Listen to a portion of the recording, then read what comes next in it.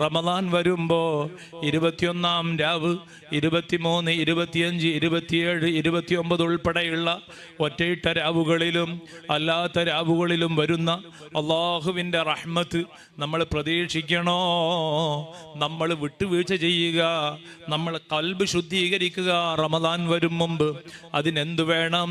നമ്മൾ എന്തൊക്കെയോ നിന്നെപ്പറ്റി പറഞ്ഞു പോയിട്ടുണ്ട്, അത് പൊരുത്തപ്പെടണം എന്ന് പറഞ്ഞാൽ പോരാ. ഇമാം ഗസാലി തങ്ങൾ പറയുന്നു, നമ്മുടെ അമ്മായിമ്മനോട് നമ്മൾ പറയണം, നിങ്ങളെപ്പറ്റി ഇന്നയാളോട് ഇന്ന വിഷയത്തിലെല്ലാം ഞാൻ പറഞ്ഞു പോയിട്ടുണ്ട്. ഇനി തിരിച്ചും അങ്ങനെ പറയണം. നമ്മളൊക്കെ നമ്മുടെ ബന്ധപ്പെട്ടവരോട് പിണങ്ങിയിട്ടുണ്ടെങ്കിൽ, അല്ലെങ്കിൽ പിണക്കത്തിലൊന്നല്ല, പൊതുവെ ചിരിച്ചു നടക്കും.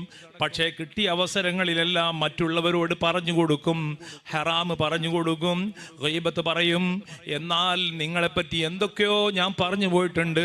ശഅബാൻ 15-ാം രാവല്ലേ വരുന്നത്, ബറാഅത്ത് രാവല്ലേ, എനിക്ക് രക്ഷപ്പെടണം, റമദാൻ അല്ലേ വരുന്നത്, എനിക്ക് രക്ഷപ്പെടണം എന്ന് പറഞ്ഞാൽ പോരാ.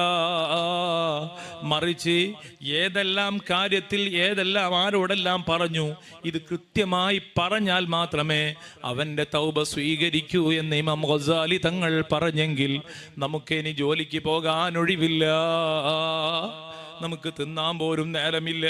അതിന് മാത്രം നമ്മൾ പറഞ്ഞു പോയിട്ടുണ്ട്. അതുകൊണ്ട് അങ്ങനെ അത് ആരിഫീങ്ങൾ ചിന്തിച്ച ചിന്തയാണ്, നമ്മളും ചെയ്യേണ്ടത്. അങ്ങനെ തന്നെയാണെങ്കിലും ഇതൊക്കെ നമുക്ക് അസാധ്യമാണ്. ഇനിയെങ്കിലും ഞാനും നിങ്ങളും ചിന്തിക്കുക, എൻ്റെ നാവുകൊണ്ട് ഞാൻ ഒരാളെയും വേദനിപ്പിക്കില്ല, ഒരാളെയും വിഷമിപ്പിക്കില്ല എന്ന ചിന്ത ഉണ്ടാവുക.